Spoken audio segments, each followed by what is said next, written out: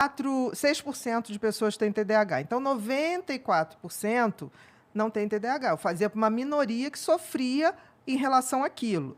Quando eu fiz ansiosas, era uma média de 11% a 15%, dependendo, porque o transtorno de ansiedade você tem vários. Sim. Você tem desde o pânico, da fobia, então, vários.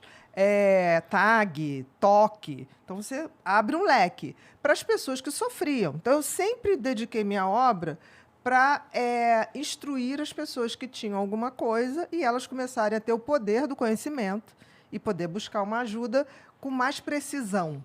Porque eu senti o seguinte, as pessoas não sabiam o que tinham, iam para o médico, que geralmente falava Medicaid, né? Que chegava lá, o que você tem? Não sei. Ué, mas ele te passou o remédio que você está tomando? Não sei. Eu falei, gente, mas não pode ser assim. Você tem que ir para um médico que ele fale uma linguagem que você possa escolher, certo ou errado, a escolha é sempre do paciente. Mas, Bia, você sentiu que existia isso? Tipo assim, os psiquiatras, eles não tinham esse tato de não só diagnosticar e receitar, mas, tipo, conversar sobre o que o paciente... Ah, sentia muito. Muito. Como é que as pessoas te veem, Bia? Como é que os pares te veem? Porque isso não é, assim, isso não é comum. Isso não é comum. O que você faz não é comum. Olha, no início, eu fui acusada, você está mastigando demais o conhecimento. Essa gente está chegando no consultório achando que sabe alguma coisa. Popularizando. Popularizando. Eu falei, mas esse é o objetivo. Então, não tem problema nenhum. Eu não escrevo para quem deve saber. Boa. Né? Se os meus colegas vão ler o livro e não sabem aquilo, tem alguma coisa errada. Então, eu não escrevo para eles. Eu escrevo para a população, que é geral mesmo. Uma das maiores felicidades que eu tive foi quando eu mandei fazer a Avon, fez uma versão Booklet, né? Do Mentes Perigosas, e eu tirei o ganho, né?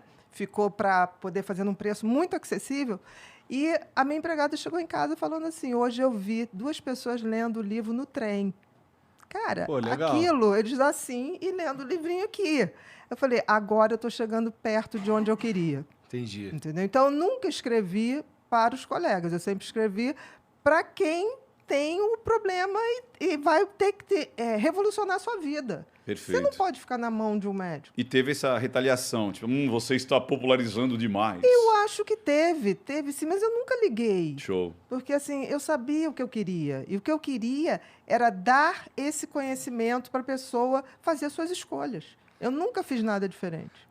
Só mais uma pergunta sobre isso.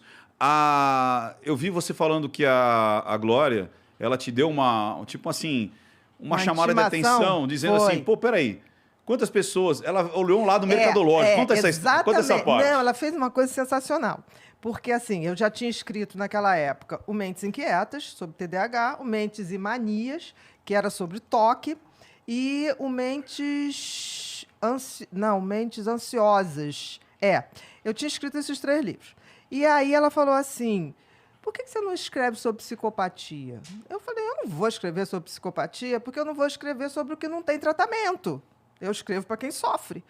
Aí ela olhou para mim, Quantos por cento tem de TDAH? Eu falei, 6. Quantos por cento tem de ansiedade? 11 a 15, depende. Quantos por cento tem de toque? Eu falei, 4. Eu pensei que você fosse uma pessoa mais inteligente. Aí eu olhei assim, eu falei, não, entendi.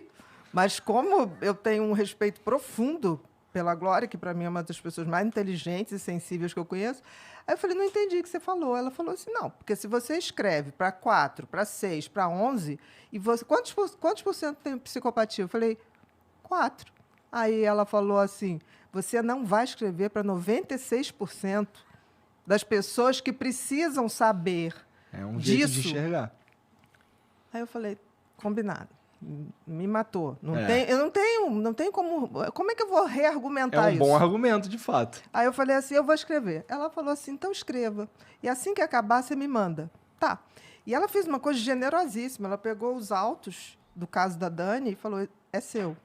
Escreva o que você quiser, conforme você quiser. Porque tem um capítulo no Mentes Perigosas que eu falo Deus nas manchetes dos jornais. Então, eu pego sempre os casos que já foram julgados, para não ser processada. Ainda tem isso. E aí, quando eu fui lendo o processo, falei, Gente, nem eu sabia disso. Aí fui vendo as provas, né? Não é narrativa, ali é prova. E escrevi, tanto que é o caso mais detalhado. Eu chamei de o caso mais detalhado. Da Daniela Da Pérez. Daniele. Aí devolvi para ela, acabei o livro numa noite fria, assim, de julho. Me lembro que tinha uma festa junina perto.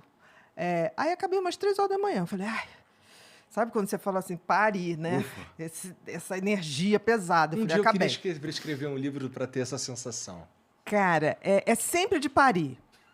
Né? É. Mas o Mentes Perigosas é parir muitos monstros, entendeu? Os outros, eu pari também, mas é diferente a sensação. É diferente totalmente. E É uma aí, sensação de se livrar, no caso do Mentes Perigosas? É. É. É tipo assim, eu não tenho... Eu tinha pesadelos escrevendo Mentes Perigosas, coisa que não acontece com os outros. E aí eu falei assim, tá aí, é o que eu tenho para dizer e vou esperar os cacetes, né? Porque os cacetes vieram. Porque aí, gente, tipo assim, não, mas o pobre coitado do pedófilo, ele foi abusado na infância. Eu falei, minha senhora, se tivesse sido abusado, todo mundo que foi abusado virasse pedófilo, a gente não saía mais na rua, entendeu? Todo marido traído fosse esquartejado, né, como aquele caso do Ioki, a gente não saía na rua, a gente saía na rua jogando uma perna para cá, um braço para lá. E aí, quando eu acabei, eu falei, quer saber de uma coisa? Eu vou mandar logo esse e-mail para a Glória. Aí peguei, puf, e fui tomar banho, fui fazer um lanche, que eu queria dormir até. Aí eu só sei que tomei banho, papapá, fiz um chocolatinho quente. Aí, daqui a pouco, plim! Aí eu falei, olhei lá no e-mail, ela, recebi, vou ler a noite toda, amanhã a gente almoça no Antiquários. Meio-dia. Aí eu falei, meu Deus, eu tenho que dormir. Porra! E ela leu tudo. Tudo. Gente. Aí, quando eu cheguei no Antiquários, ela falou, você tem que publicar isso aqui. Eu falei, mas não tem editora. Você vai achar a editora. Ninguém vai perder um livro desse. É a sua obra mais de cunho social que existe. Eu parei, olhei, e ela falou, você não notou que na sentença do juiz, no caso da Dani, e depois eu fui ver isso mesmo, ele descreve todas as características de um psicopata se referindo aos assassinos. Insensível, cruel, parará. Está ali. Ela falou assim, ele só não botou o nome porque ninguém tinha dado nome. Mas olha ali. E é verdade. Um psicopata, ele necessariamente apresenta esses traços ou ele pode ser um psicopata inócuo? Não, aí vamos lá, Igor. Psicopata não é doente mental. A palavra é ingrata, porque psico vem da mente. Pata, doente, né? Então seria doente mental, mas não é. O psicopata é bem diferente de todo o resto. O psicopata é aquela pessoa que nasce com o sistema límbico desconectado. O que significa isso? Ele não tem emoção, ele não tem empatia, ele não tem sentimento de culpa. É como se fosse... Parece uma combinação explosiva, assim. Principalmente a falta do sentimento de culpa, né? É, porque imagina, Total. você não tem o deitar no travesseiro e falar, putz, eu acho que o que eu fiz não foi legal. Não, vai sair para comer um hambúrguer. Exatamente. Aconteceu agora. Aquele rapaz que matou o cara do jiu-jitsu. Sim! Descobriu-se... Você soube o que aconteceu? Descobriu que ele deu um tiro no cara... Foi para uma boate, outra casa foi pra uma noturna, outra casa, isso. ficou lá horas, gastou R$1,5, R$1.500, arrumou uma menina lá, foi pro motel, transou com a menina a noite inteira e depois foi para casa. Como se nada tivesse acontecido. Eles são assim. É como se fosse uma inteligência artificial. O outro não representa nada para ele. O outro é um objeto de uso que ele sempre vai usar para ter status, poder ou diversão. E se puder juntar isso tudo, melhor ainda. Não necessariamente os 3 de uma vez, mas ele vai querer isso. Então, psicopatia, se você for resumir, é incapacidade de amar. Tá. É de se importar com o outro. Total. Mas esse cara, ele pode só ser um cara que fica no quarto a vida dele inteira. Ele não necessariamente se torna um assassino. Não. O psicopata, ele tem leve, moderado e grave. Tá. Por exemplo, estelionatário do Tinder. Vamos lá. Ou estelionatário, qualquer. Você acha que ele não é um psicopata? Não sei. O golpista do Tinder, O você chegou a golpista. ver? Não vi. Que ele o usava filme. as moças e... Não, eu sei qual é da história e tudo Então, mais. o que acontece? O que ele faz com todas as mulheres? Ele usa, abusa e joga fora. É isso aí. E uma Isso bancando é a outra ainda. psicopatia. Né? Exatamente, um bancando o outro.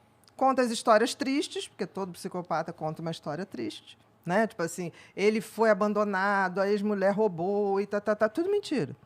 E o que a gente faz quando a gente sente pena de alguém? Fica vulnerável. Quando você abre a porta da pena, você já fica, ai, coitado, vou dar uma ajuda, vou fazer isso, vou fazer aquilo. Então, a pena que você tem com pessoas assim é como se fosse um cheque em branco. Nem cheque Pix, né? Assim, a falta de amor do psicopata, ela atinge a ele também? Tipo, ele não tem amor próprio, será? Não, ele tem muito amor próprio.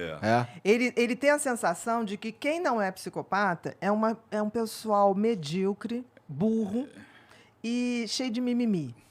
Então, o psicopata, por exemplo, uma pessoa que chora, vê um filho nascer, ele acha, fala, que palhaçada. Porque ele não tem esse sentimento. Ele literalmente não tem. Tá. E não é assim, não tem por mãe, não tem por pai, não tem por filhos. Ele, em geral, monta uma família para ter um álibi social, para ele galgar estruturas sociais mais sofisticadas.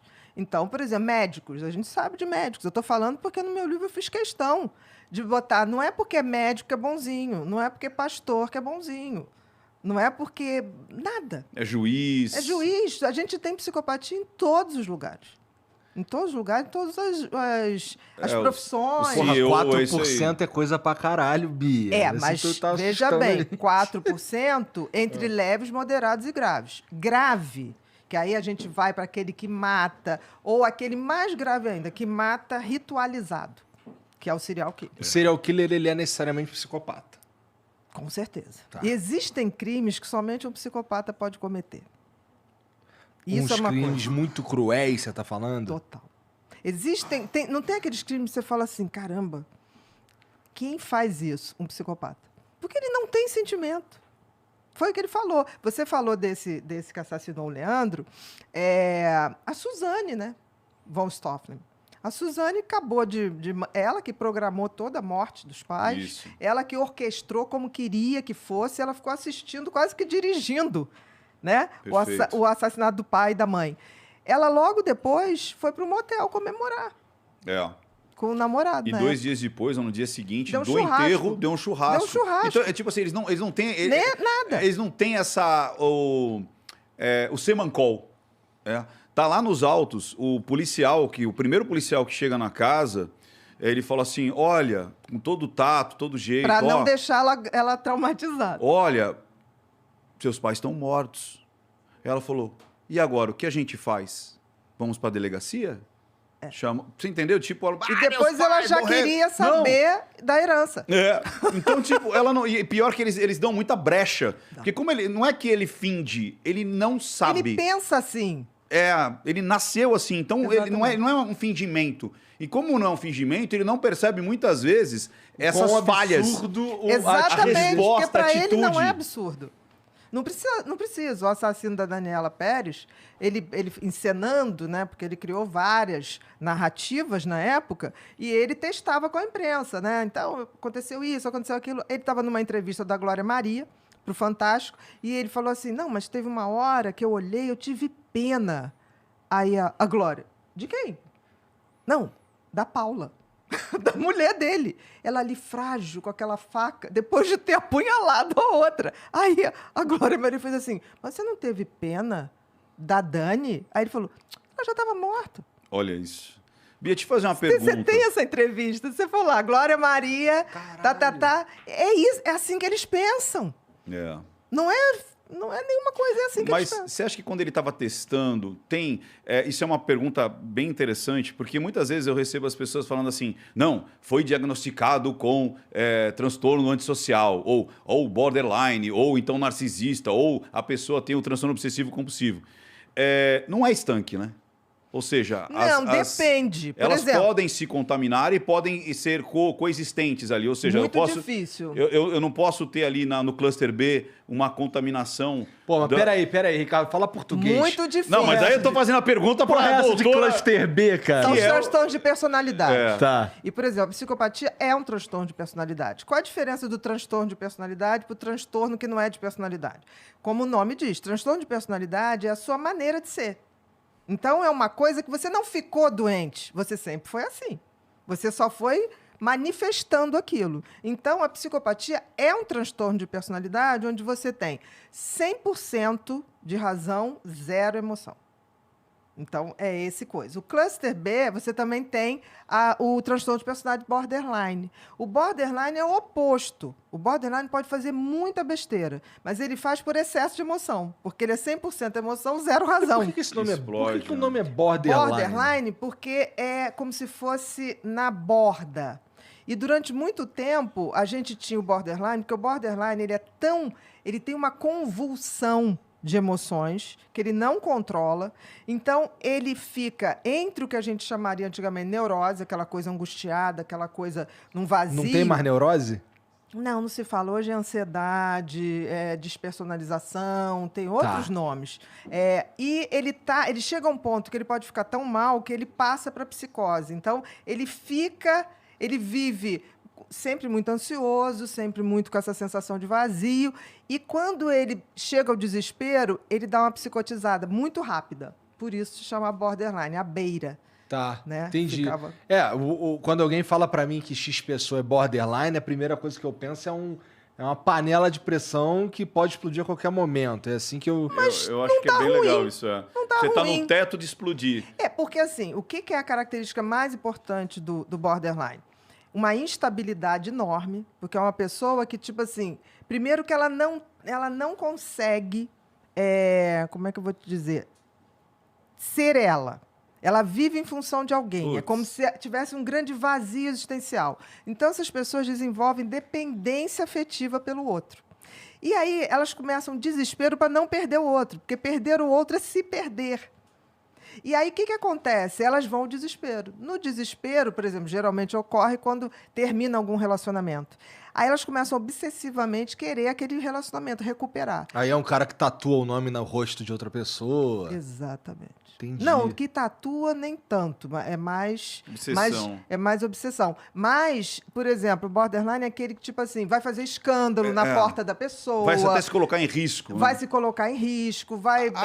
Eu tinha uma paciente que ela entrou pelo prédio do ex com carro blindado. A portaria foi abaixo. Meu Deus.